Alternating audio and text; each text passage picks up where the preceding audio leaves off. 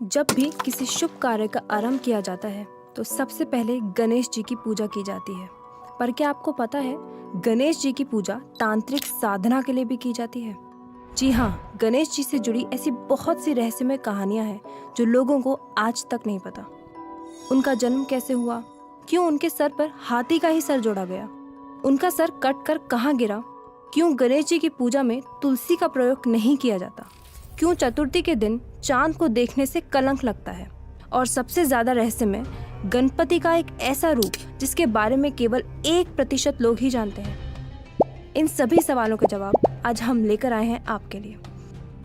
ये बातें जानना हमारे लिए ज़रूरी है, क्योंकि जिन चीज़ों पे हमें बचपन से भरोसा है, जो पैटर्न हम हमेशा से फॉलो करते आ रहे हैं, उसके पीछे की साइंस ना पता होना तो अपने आप में एक समस्या है। तो आइए साथ मिलकर इन सभी रहस्यों से पर्दा उठाते हैं।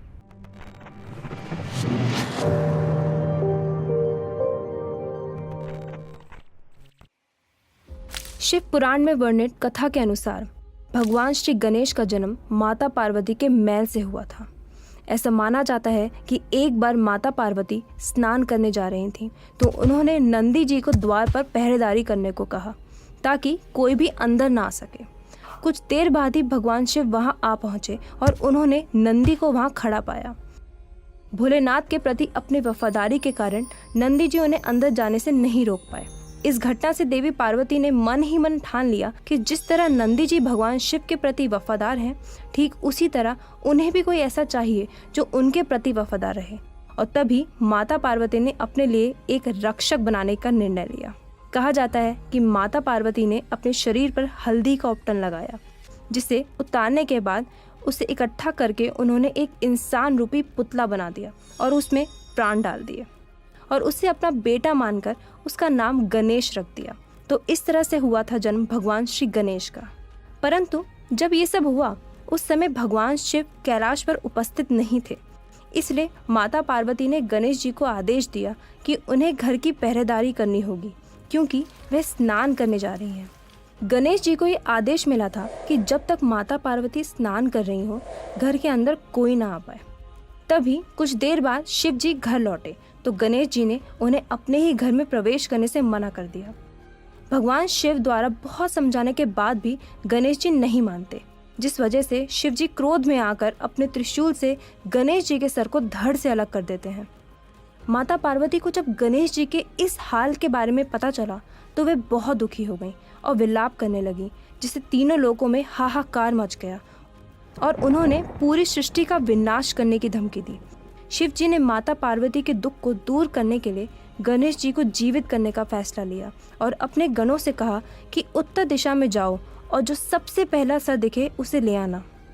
उनके गण ऐसा ही करते हैं और उन्हें उत्तर दिशा में पहला सर इंद्र के हाथी इरावत का दिखता है और उसे वो ले आते हैं, जिसे भगवान शिव गणेश जी के धड़ से जोड़ देते हैं, जिसके बाद गणेश जी को गजानन नाम से भी जाना जाने लगा।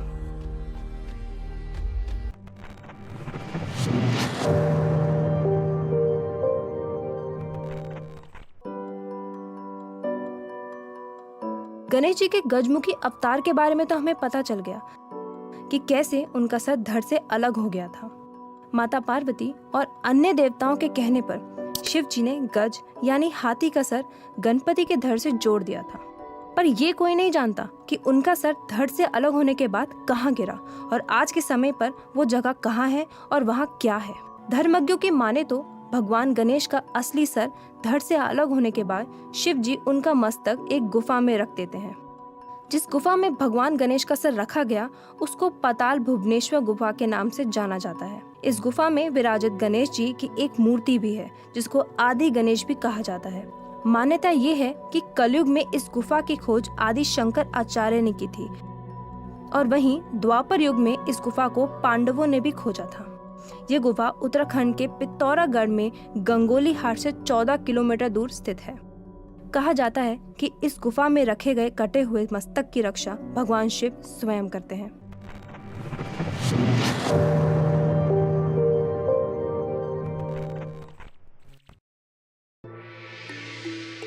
गणेश जी की जब भी आरती होती है तो हमेशा एक दांत का जिक्र जरूर होता है।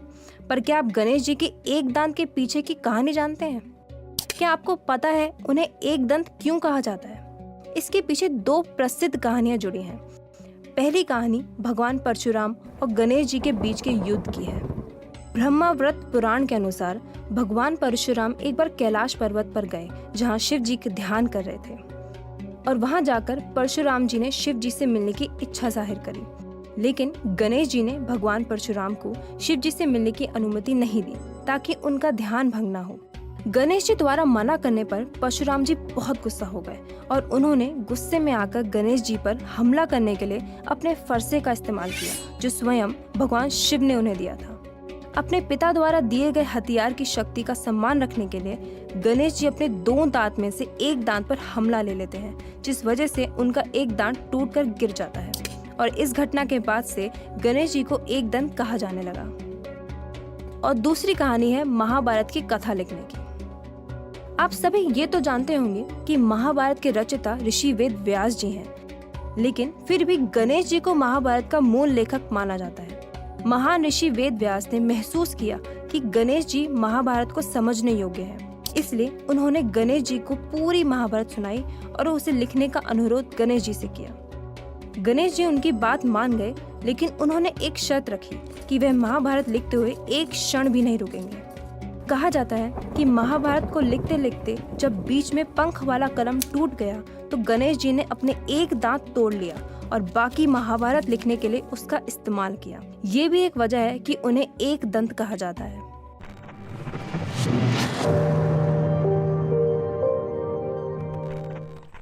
गणेश जी और तुलसी की कहानी हिंदू पौराणिक कथाओं में बहुत लोकप्रिय है। यह प्रेम, अस्वीकृति और बदले की कहानी है। कहा जाता है एक बार गणेश जी गंगा नदी किनारे तपस्या में लीन थे। उसी दौरान वहां से तुलसी माता गुजर रही थी। वह गणेश जी के सौंदर्य रूप को देखकर उन पर मोहित हो जाती हैं। माता तुलसी अक्सर गंगा नदी के तट पर गणेश जी को देखने जाया करती थी। एक दिन उन्होंने हिम्मत करके गणेश जी से शादी करने का प्रस्ताव रखा, लेकिन गणेश जी ने उन्हें यह कहकर मना कर दिया कि वह एक ब्रह्मचारी हैं और वह कभी भी शादी नहीं करेंगे। तुलसी जी सुनकर क्रोधित हो गईं और गणेश जी को श्राप दे दिया कि वह जल्दी ही दो विवाह करेंगे। ये सुनते ही गणेश जी ने भी गुस्से में आकर तुलसी देवी को श्राप दे दिया कि वो सदा के लिए एक पौधा बनकर रह जाएंगे और कभी भी उनकी पूजा में तुलसी का प्रयोग नहीं किया जाएगा। गणेश जी का दिया हुआ ये श्राप सच हुआ और तुलसी जी एक पौधा बन गई, और आज भी गणेश जी की पूजा में तुलसी का प्रयोग नहीं किया जाता।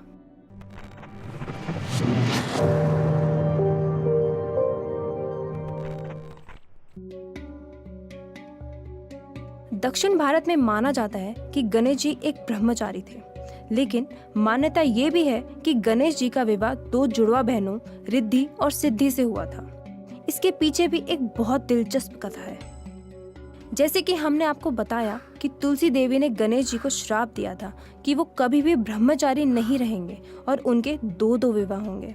अब जैसे जैसे साल बीतते गए, गणेश जी का विवाह करने का मन करने लगा, लेकिन उनके हाथी का सर और एक दांत की वजह से कोई भी कन्या उनसे विवाह नहीं करना चाहती थी, जिसकी वजह से गणेश जी निराश रहने लगे और सोचने लगे कि जब उनका विवाह नहीं हो पा रहा तो बाकी देवताओं का विवाह वो कैसे होने दे सकते हैं, जिस वजह से वे अपने मूषक के साथ मिलकर हर विवाह में विघ्न डालने लगे। सभी देवता इस बात से दुखी होकर अपनी समस्या शिव जी के पास लेकर गए और उसे सुनकर शिव जी ने कहा कि इस समस्या का हल केवल ब्रह्मा जी के पास है। ब्रह्मा जी ने अपनी योग की शक्ति से दो पुत्रियां उत्पन्न करी, रिद्धि और सिद्धि। ब्रह्मा जी ने गणेश जी को कहा कि वो इन्हें शिक्षा दें और गणेश जी उनकी बात मान गए। अब जब जब किसी का विवाह होता, रिद्धि सिद्धि गणेश जी का ध्यान भटका देती ताकि विवाह संपन्न हो सके। जब ये बात गणेश जी को पता चली तो वे क्रोधित होकर उन्हें श्राप देने लगे, लेकिन उसी समय ब्रह्मा जी वहां आकर उन्हें श्राप देने से रोक देते हैं और रिद्धि सिद्धि का विवाह गणेश जी से करवा देते हैं। रिद्धि, जिन्हें समृद्धि की देवी कहा जाता है, और सिद्धि, जिन्हें बुद्धिमत्ता की देवी कहा जाता है, उन्होंने गणेश जी को दो पुत्र भी दिए जिनका नाम शुभ और लाभ था।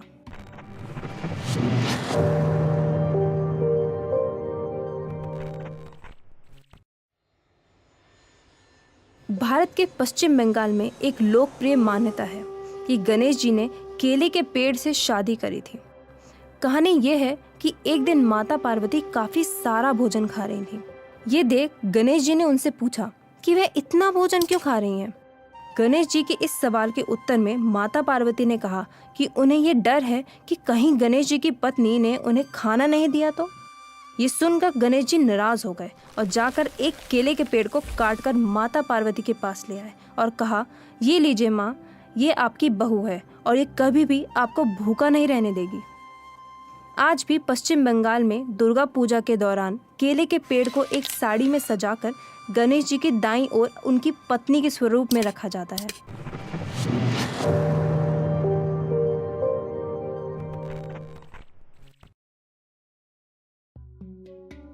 क्या आपको पता है गणेश चतुर्थी के दिन चांद को देखने से मना किया जाता है। पौराणिक कथाओं के अनुसार एक बार गणेश जी अपने मूषक पर सवार होकर रात में कैलाश पर्वत जा रहे थे। तभी उनके स्वरूप और मोटे पेट को देखकर चंद्रमा जोर जोर से हंसने लगे। ये देखकर गणेश जी को क्रोध आ गया और उन्होंने चंद्रमा को श्राप दे दिया कि तुम्हें अपने स्वरूप पर बहुत अभिमान है ना, जाओ आज के बाद तुम्हारे पास चांदनी नहीं रहेगी। और उसी समय चंद्रमा चांदनी विहीन हो गए। तभी चंद्रमा को अपनी गलती का एहसास हुआ और उन्होंने भगवान गणेश से अपनी गलती की क्षमा मांगी।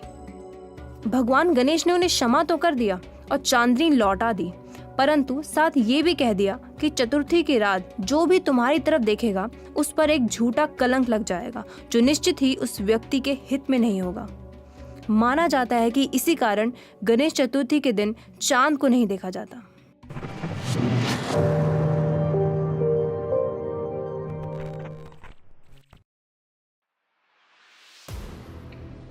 गणपति का नटखट, प्यारा और दयालु अवतार तो हम सभी ने देखा है, पर गणेश जी का एक ऐसा रूप भी है जो बहुत ही कम लोग जानते हैं और वो है अघोर गणपति का रूप, जो कि गणेश जी के 32 रूपों में से एक है। ये गणपति का एक उग्र रूप है जिन्हें अक्सर तांत्रिक साधकों द्वारा पूजा जाता है।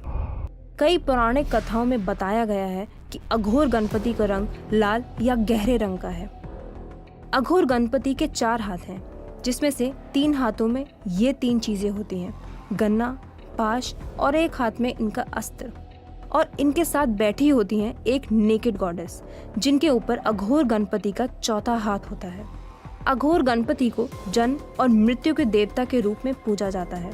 वो सृष्टि और प्रलय दोनों के लिए जिम्मेदार है। क्या आप गणपति के इस रूप को जानते थे? गणेश जी से जुड़ी ऐसी बहुत सी कहानियां हैं जिन्हें एक ही वीडियो में समेट पाना बहुत मुश्किल है। अगर आप उन रहस्यमय कहानियों के बारे में जानना चाहते हैं तो हमें कमेंट करके ज़रूर बताइएगा। हम इस पर पार्ट 2 लेकर ज़रूर आएंगे। और हाँ, आपको ये वीडियो कैसी लगी ये भी ज़रूर बताइएगा। जय श्री गणेश।